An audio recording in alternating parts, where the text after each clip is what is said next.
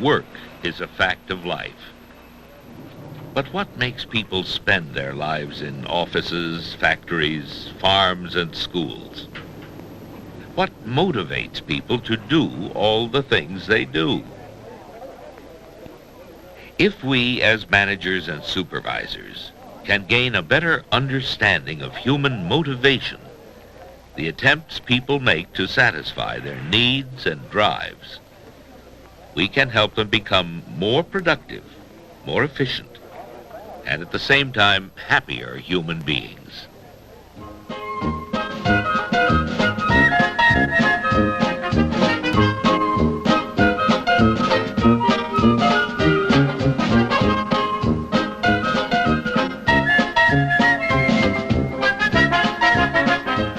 Perhaps one of the most interesting theories about human motivation was proposed by Dr. Abraham Maslow, a clinical psychologist.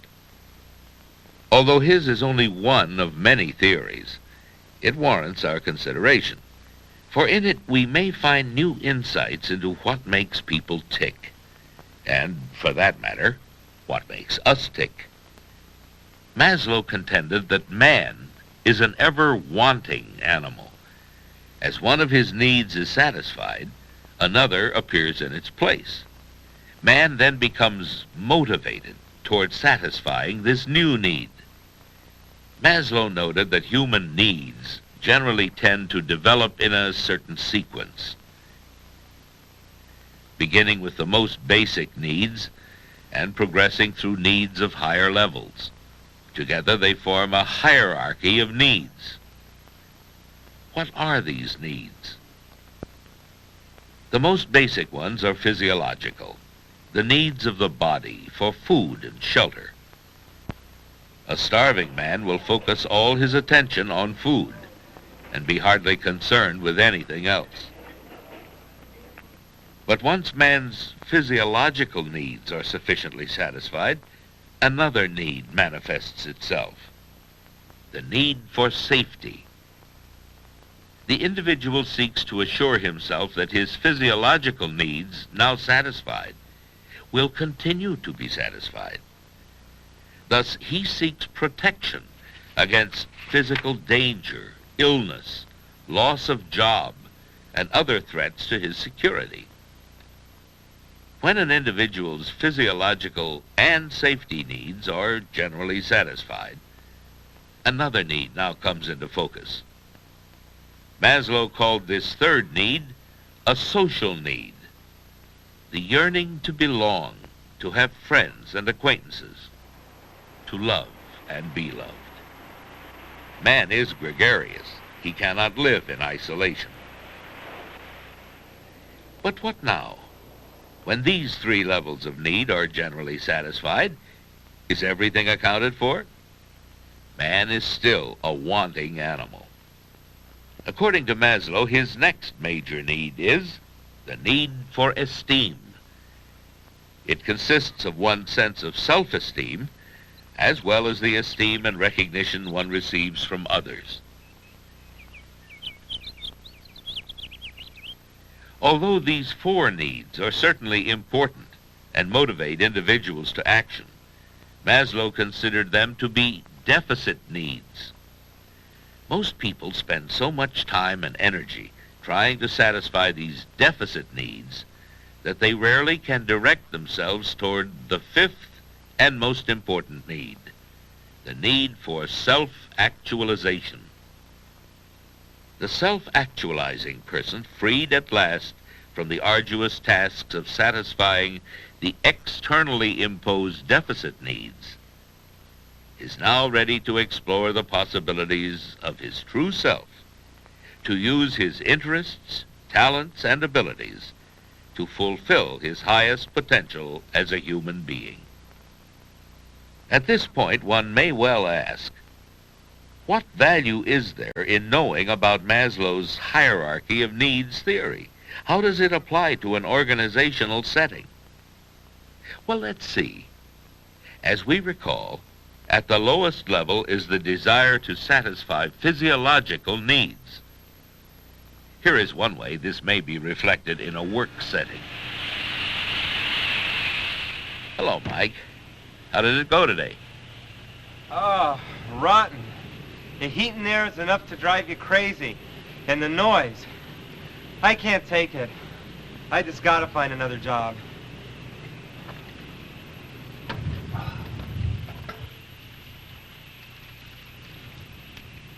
In this example, Mike's physiological needs are not being met, a situation often leading to high absenteeism and turnover.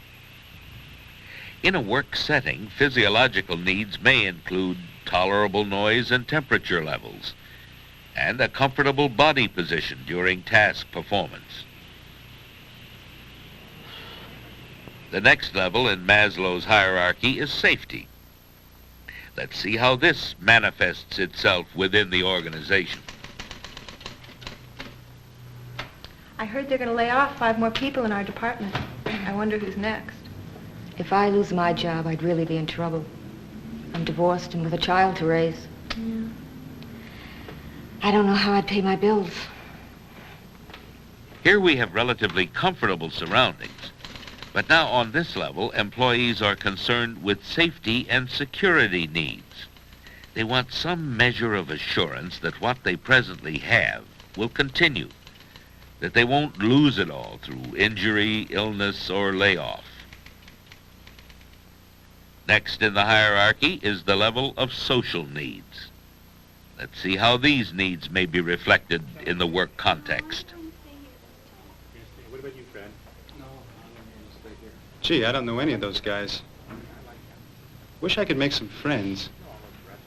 Before they moved me out here, I knew everyone in the plant. I guess the move was a good deal. But sure as hell is lonesome. Really great.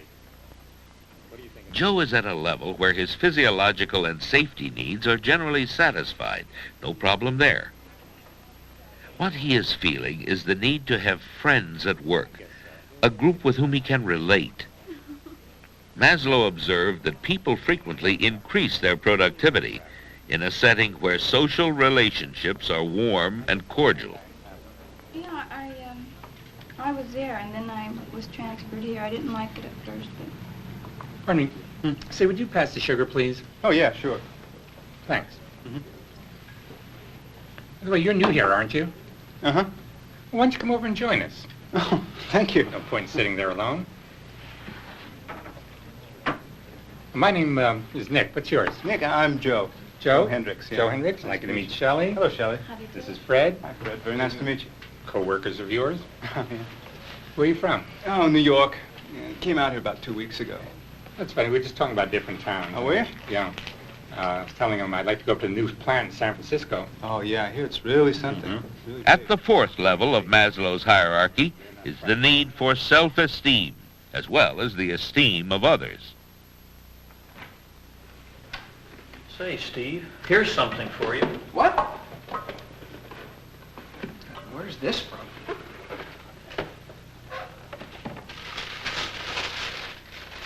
Oh, I don't believe it. This is beautiful. Fantastic. Top producer award. Congratulations. Thanks a lot. Great. To satisfy esteem needs within the organization, human beings must feel that others respect them, Yes. that their efforts are recognized. Satisfaction of this need leads to self-confidence, strength, and a feeling of adequateness. Is Steve a totally satisfied man? His physiological, safety, social, and esteem needs are all gratified. But according to Maslow, there is still more. The highest level need, the need for self-actualization, the need to be turned on to life, to feel that everything is worthwhile. However, most people fulfill their self-actualization needs away from the job.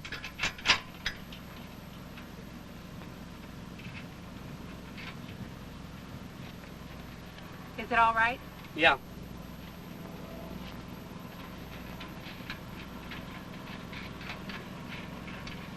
All during the week, Jane and I work hard. But on weekends, we take off to the mountains, to the desert, to the beach. That's what we call living.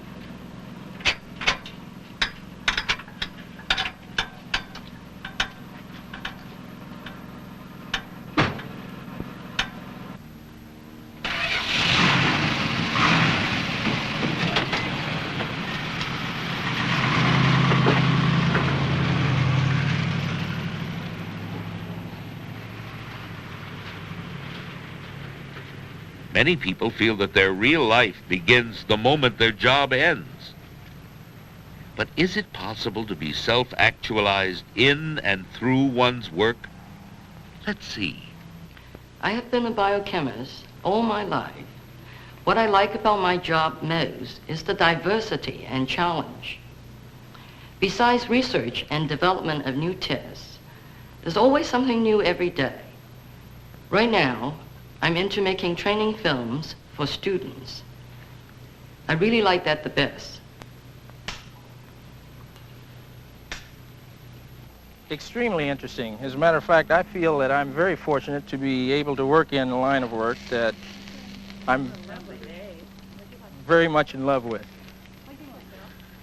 Usually after doing a good job, a good tune-up job, it gives me a sense of satisfaction that is very difficult to explain. Hamburgers are ready. Oh, so am I. Oh, good. Then we switch to plane 2. We go through the same procedure. We go down and zero it, release it, stop the machine, index our numbers again, and we have a balanced tire. Place the weight at 12 o'clock. I think I've got it. Do you mind if I try it? Go ahead. Thank you.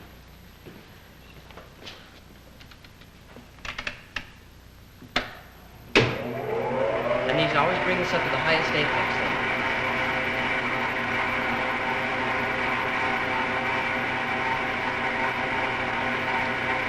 This is really neat. I really like this. We have just seen a few examples of people satisfying their highest need, the need for self-actualization through their jobs. For these fortunate people, self-actualization, the need to enjoy what they're doing, to consider it worthwhile and fulfilling, is being satisfied in their work situation. As managers and supervisors, what does Maslow's theory mean to us? Just this: we should be aware of people's needs. We should be aware that as soon as one need is satisfied, another comes into focus.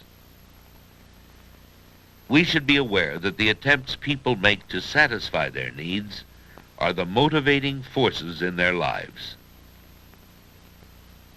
If we gain a deeper understanding into what people really want and what they really need, we can indeed help them become more productive, more efficient, and at the same time happier human beings.